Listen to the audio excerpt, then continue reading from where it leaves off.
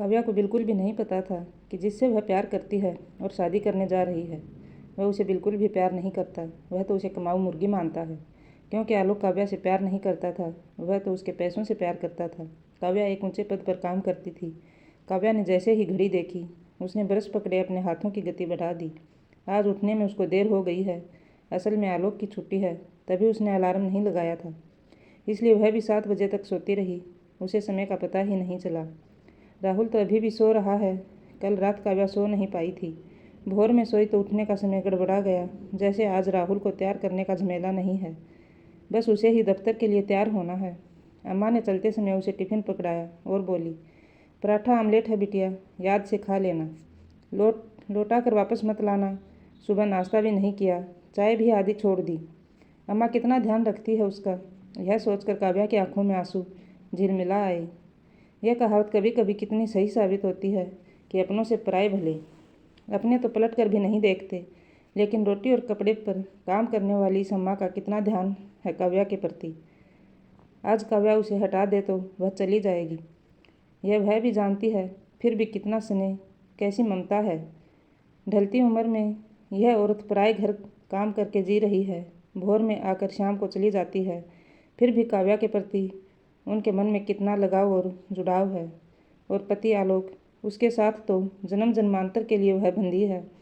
तब भी वह कभी नहीं पूछता कि कैसी हो। इतना स्वार्थी है आलोक की किसी से कोई मतलब नहीं रखता। बस घर में सब कुछ उसके मन जैसा होना चाहिए। उसके सुख आराम की पूरी व्यवस्था होनी चाहिए।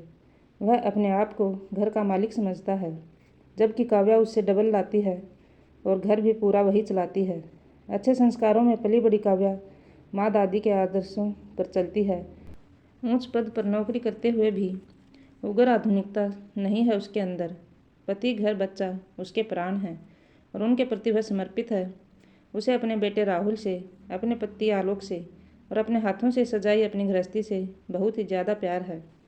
बचपन से ही काव्या भावुक, कोमल और संवेदनशील स्वभाव की है। पति उसको ऐसा मिला है जो बस अपना ही स्वार्थ देखता है। पत्नी, बच्चे के प्रति कोई प्यार ममता उसमें है ही नहीं। काव्या तो उसके लिए विलास की एक वस्तु मात्र है। काव्या घर से निकली तो देर हो गई थी। वह इत्तेफाक था कि घर से निकलते ही उसे ऑटो मिल गया और वह ठीक समय पर दफ्तर पहुंच गई। कुर्सी खींचकर काव्या सीट पर बैठी ही थी कि चपरासी ने आकर कहा, मैडम, आपको बॉस ने बुलाया है। काव्या घबराई, डरते डरते उनके कमरे में गई। वह बड़े अच्छे मूड में थे। उसे देखते ही बोले, काव्या, मिठाई खिलाओ। किस बात की सर? काव्या ने हैरानी से पूछा। तुम्हारी सीआर बहुत अच्छी गई है, तुम्हें प्रमोशन मिल गया है।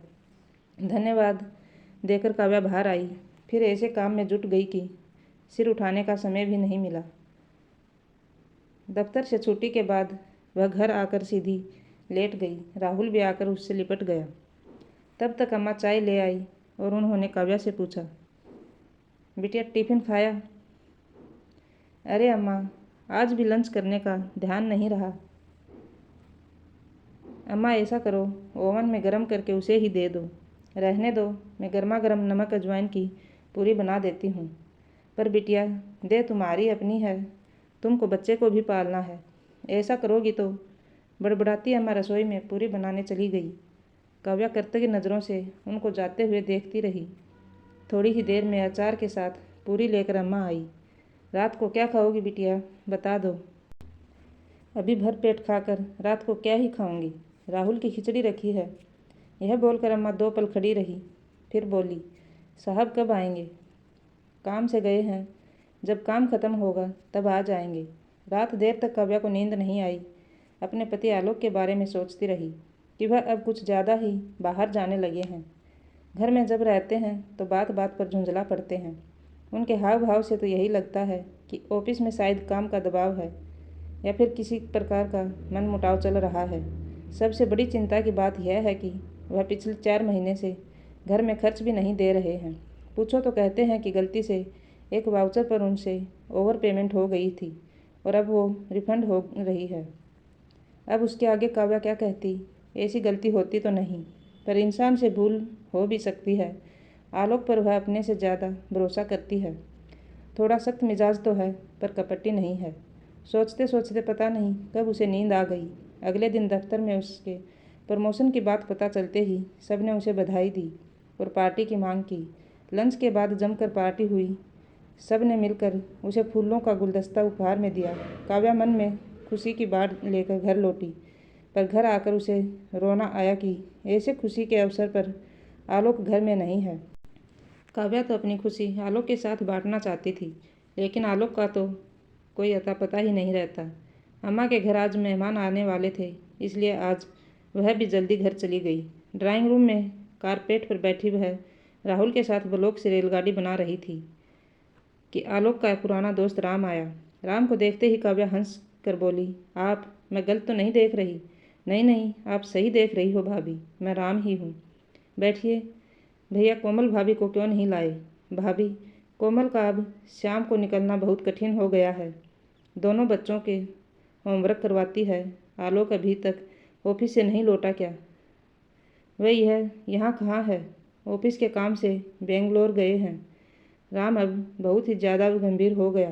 भाभी, पता नहीं कि आप मेरी बातों पर विश्वास करोगी या नहीं, पर मैं आपको अपनी बड़ी बहन मानता हूँ, इसलिए आपको बता देना उचित समझता हूँ। और कोमल की भी यही राय है कि पत्नी को जब इन सब बातों का पता चलता है। काव्या घबराई सी बोली, राम भैया, क्या बात है? भाभी, आलोक कहीं नहीं गया, वह यहीं दिल्ली में है। यह सुनकर काव्या को बहुत ही हैरानी हुई। यह राम क्या कह रहा है, जो उनका सबसे बड़ा शुभचिंतक और मित्र है, ऐसा मित्र जो आज तक हर सुख दुख को साथ मिलकर बांटता आया है। भाभी, तुम्हारे मन की दशा को मैं समझ सकता हूँ। पहले मैंने सोचा था कि आपको नहीं बताऊंगा, पर कोमल ने कहा कि आपको पता होना चाहिए, जिससे कि आप सावधान हो जाओ। पर राम भैया, यह कैसे हो सकता है? सुनो भाभी, कल मैं और कोमल एक बीमार दोस्त को देखने गांधीनगर गए थे। कोमल ने ही पहले देखा कि आलोक ऑटो से उतरा तो उसके हाथ में मून रेथरे के 2 बड़े बड़े पॉली बैग थे। उनको ले वह सामने वाली गली के अंदर चला गया। मैं बुलाने जा रहा था, पर कोमल ने रोक दिया। काव्या की सांस रुक गई। एक पल को लगा कि चारों ओर अंधेरा छा गया। फिर उसने अपने आप को संभाल कर बोली, कोई गलती तो, मतलब डील डोल में आलोक जैसा कोई दूसरा आदमी? भाभी, आलोक मेरे बचपन का साथी है, उसको पहचानने में मैं कोई भूल नहीं कर सकता। पर भैया, उन्होंने आज सुबह ही बेंगलोर से फ़ोन किया था, रोज़ ही करते हैं, उसका मोबाइल और तुम्हारा लैंडलाइन। आपको क्या पता कहाँ से बोल रहा है? काव्या तब रह गई। आलोक निर्मोही है, यह तो वह समझ गई थी, पर उसे धोखा भी दे सकता है, ऐसा तो उसने सपने में भी नहीं सोचा था। राम बहुत गंभीर और चिंतित था। वह बोला, भाभी, आपके पारिवारिक मामलों में मेरा दखल ठीक नहीं है, फिर भी पूछ रहा हूँ, आलोक आपको अपनी तनख्वाह लाकर देता है या नहीं? तनख्वाह तो कभी नहीं दी। हाँ, घर खर्च दे देते थे, पर 4 महीने से एक पैसा नहीं दिया है। कह रहे थे कि गलती से ओवर पेमेंट हो गई, इसलिए वह रिफंड हो रही है, उसमें आधी तनख्वाह कट जाती है। काव्या भाभी, आप पढ़ी लिखी हो, समझदार हो, अच्छे पद पर नौकरी कर रही हो, घर के बाहर का संसार देख रही हो, फिर भी आलोक ने आपको मूर्ख बनाया और आप बन गई। यह कैसा अंधा विश्वास है आपका अपने पति पर? सुनो भाभी, अपना भला और बच्चे का भविष्य ठीक करना चाहती हो तो आलोक पर लगाम कसो, अपने पैसे संभालो। काव्या की नींद उड़ गई। चिंता से सिर बोझिल हो गया। वह खिड़की के सहारे बिछी आराम कुर्सी पर चुपचाप बैठे आलोक के बारे में माँ की नसीहत को याद करने लगी। संपन्न माता पिता की बड़ी लाडली बेटी काव्या, आलोक के लिए उनको भी त्याग आई थी। आलोक का हाव भाव और उसके बात करने का ढंग कुछ इस तरह का रूखा था, जो किसी संस्कारी व्यक्ति को पसंद नहीं आता था। इसके लिए काव्या आलोक को दोषी नहीं मानती थी, क्योंकि उसे संस्कारवान बनाने वाला कोई नहीं था। जिस समय आलोक का उसके परिवार में आना जाना था, तब वह मामूली नौकरी करता था और काव्या ने लोक सेवा आयोग की परीक्षा पास करके अधिकारी के पद पर काम शुरू किया था। लेकिन तब काव्या आलोक के प्यार में एकदम पागल हो गई थी।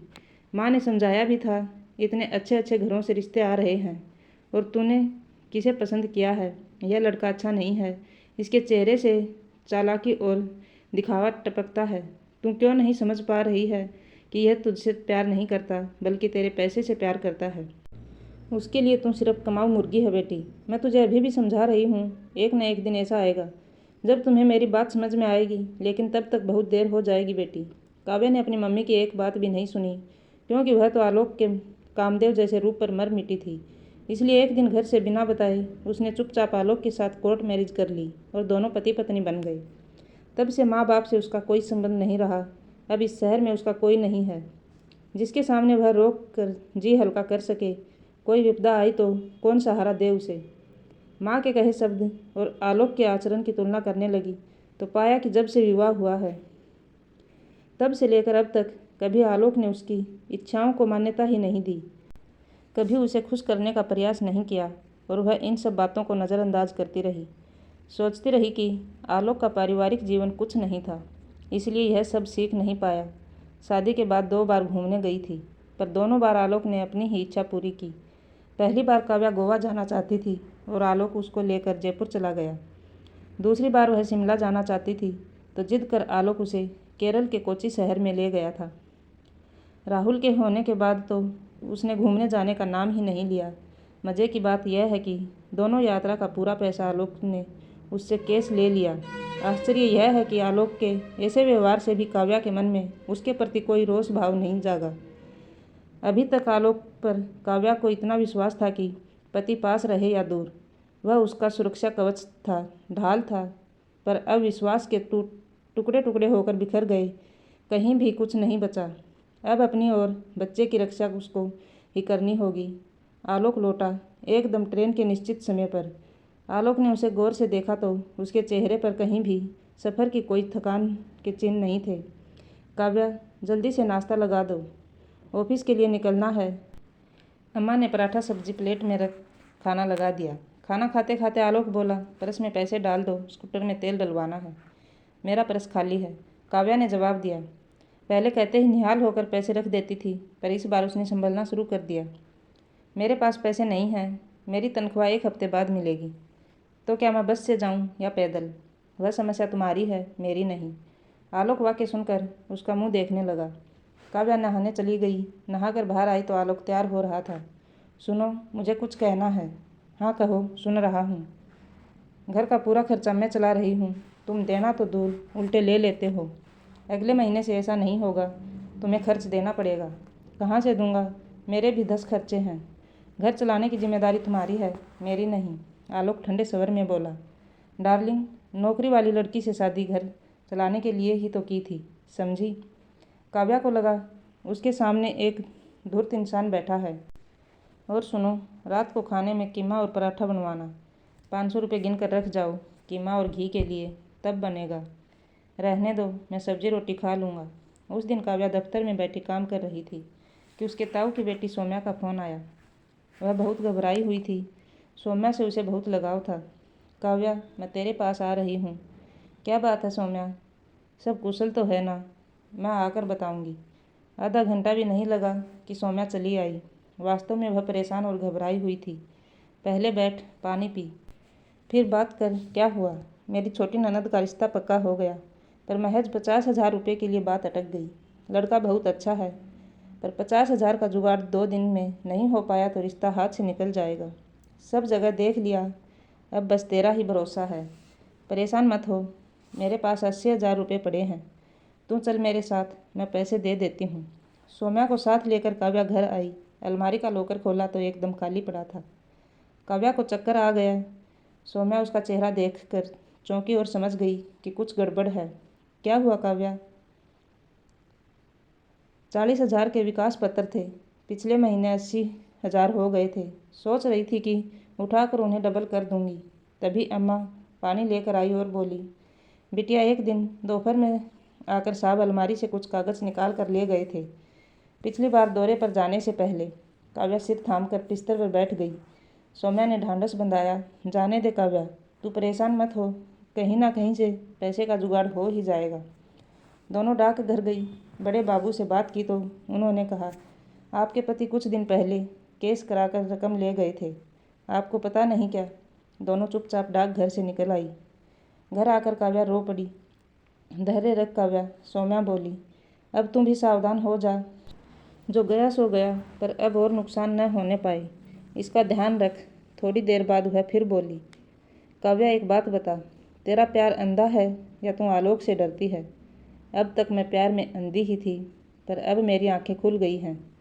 ऐसा है तो थोड़ा साहस बटोर। तू जो है सो है। राहुल के भविष्य को अंधेरे में मत डुबो देना। उसे एक स्वस्थ जीवन दे। अकेले उसे पालने की सामर्थ्य है तुझ में। काव्या, मैं तुझे एक बात बताना चाहती हूँ, पर तुझे मानसिक कष्ट होगा यह सोचकर आज तक नहीं बोली थी। मेरी भांजी सुनैना को तो तू जानती ही है। पिछले माह उसकी शादी हुई थी। वह पति के साथ हनीमून पर शिमला गई थी। वहाँ आलोक एक युवती को लेकर जिस होटल में ठहरा था, उसी में सुनैना भी रुकी हुई थी। सुनैना जब तक शिमला में रही, आलोक की नज़रों से बचती रही, पर लौटकर उसने मुझे यह बात बताई थी। अब सब कुछ साफ हो गया था। काव्या ने निर्णय ले लिया। गहरी सांस ली। हाँ, तू ठीक कह रही है। बदलाव से डर कर चुप बैठी रही तो मेरे साथ मेरे बच्चे का भी सर्वनाश होगा। मम्मी भी पिछले रविवार को आकर यही कह रही थी। कुछ करूँगी। 2 दिन बाद आलोक लौटा। राहुल को बहुत तेज बुखार था, इसलिए काव्या उसे गोद में लेकर बैठी थी। आलोक ने उसका हाल भी नहीं पूछा। आदत के मुताबिक आते ही बोला, अम्मा से कहो 1 कप चाय बना दे। पहले बाजार जाकर तुम दूध का पैकेट ले आओ, तब चाय बनेगी। आलोक हैरान होकर काव्या का मुंह देखने लगा। मैं दूध लेने जाऊं? क्यों नहीं, सभी लाते हैं। काव्या ने इतनी रुखी से कभी बात नहीं की थी। आलोक कुछ समझ नहीं पा रहा था। अम्मा को भेज दो, अम्मा के पास और भी काम है। ठीक है, मैं ही लाता हूँ, पैसे दे दो। अपने पैसों से ले आओ, और घर का भी कुछ सामान लाना है। लिस्ट दे रही हूँ, वह सामान भी लेते आना। रहने दो, चाय नहीं पीनी, बोलकर आलोक बैठ गया। राहुल सो गया तो काव्या अखबार लेकर पढ़ने लगी। आलोक तैयार होकर बोला, 50 रुपये दे देना, पर्स एकदम खाली है। मैं 1 पैसा भी तुम्हें नहीं दे सकती। 50 तो बड़ी बात है। और तुम बैठो, मुझे तुमसे कुछ कहना है। आलोक बैठ गया। विकास पत्र के 80,000 रुपये निकालते समय मुझसे पूछने की ज़रूरत नहीं समझी। तुमसे पूछने की क्या ज़रूरत थी? चाहिए थे तो ले लिए, अपनी ज़रूरत के लिए। तुम खुद पैसों का इंतज़ाम करते, मेरे रुपए क्यों लिए, और वह भी मुझसे पूछे बिना? तो तुम्हारे कहाँ से हो गए? शादी में दहेज था। दहेज में जो आता है उस पर लड़की का कोई अधिकार नहीं होता। कौन सा कानून पढ़कर आए हो? उसमें दहेज लेना अपराध नहीं होता क्या? आज 5 महीने से पूरा घर में चला रही हूँ। तुम्हारा पैसा कहाँ जाता है? मैं कितने दिन खाता हूँ तुम्हारा? दौरे पर ही तो रहता हूँ। कहाँ का दौरा? शिमला का या गांधीनगर का? यह सुनकर तिलमिला उठा आलोक। मैं कहीं भी जाता हूँ, तुम जासूसी करोगी मेरी? मुझे कुछ करने की ज़रूरत नहीं। इतने दिन मूर्ख बनाते रहे। अब मेरी एक सीधी बात सुन लो। यह मेरा घर है, मेरे नाम से है। मैं किस्त भर रही हूँ। तुम्हारे जैसे लपंट की मेरे घर में कोई जगह नहीं। मुझे राहुल को इंसान बनाना है, तुम्हारे जैसा लपंट नहीं। इसलिए चाहती हूँ कि तुम्हारी छतर छाया भी मेरे बच्चे पर ना पड़े। तुम आज ही अपना ठिकाना खोज कर यहाँ से दफ़ा हो जाओ। मुझे घर से निकाल रही हो। तुम्हें 420 के अपराध में पुलिस के हाथों भी दे सकती थी, पर नहीं। वैसे हिसाब थोड़ा उल्टा पड़ गया है ना। आज तक तो औरतों को ही धक्के मार कर घर से निकाला जाता था। यहाँ पत्नी पति को निकाल रही है। आलोक बुझ सा गया। फिर कुछ सोच कर बोला, मैं तुम्हारी शर्तों पर समझौता करने को तैयार हूँ। मुझे कोई समझौता नहीं चाहिए। तुम जैसे धूर्त और मक्कार पति की छाया से भी मैं अपने आप को दूर रखना चाहती हूँ।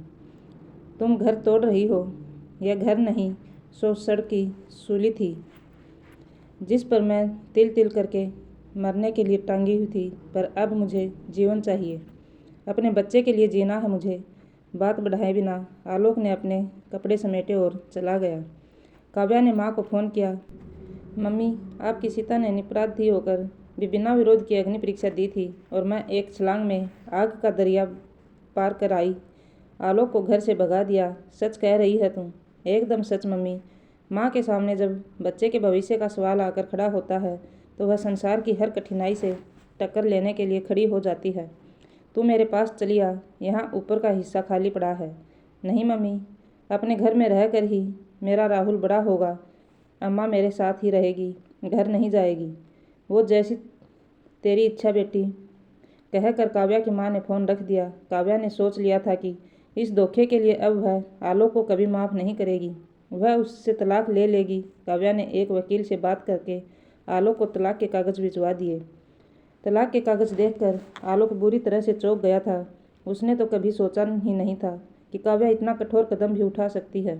लेकिन कहते हैं ना कि एक औरत सब कुछ सहन कर सकती है, पर जब बात उसके बच्चे पर आती है तो फिर वह सहन करना भूल जाती है।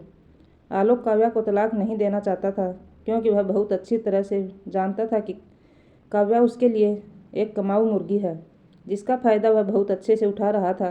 काव्या ने धीरे धीरे करके आलोक के खिलाफ बहुत सारे सबूत इकट्ठा कर लिए थे, इसलिए आलोक को हार माननी ही पड़ी और उसे काव्या को तलाक देना ही पड़ा। आज भी आलोक को अपने किए पर बिल्कुल भी अफसोस नहीं था।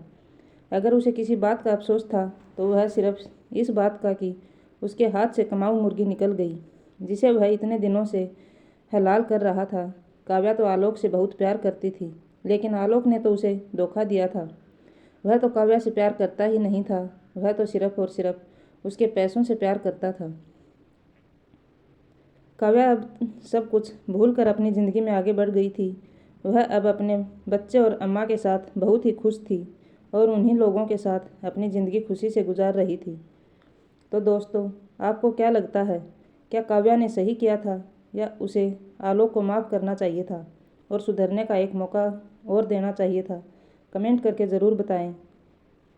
और दोस्तों, अगर आपको यह कहानी अच्छी लगी हो तो प्लीज़ लाइक, शेयर और सब्सक्राइब ज़रूर करें। तो मिलते हैं एक नई कहानी के साथ। धन्यवाद।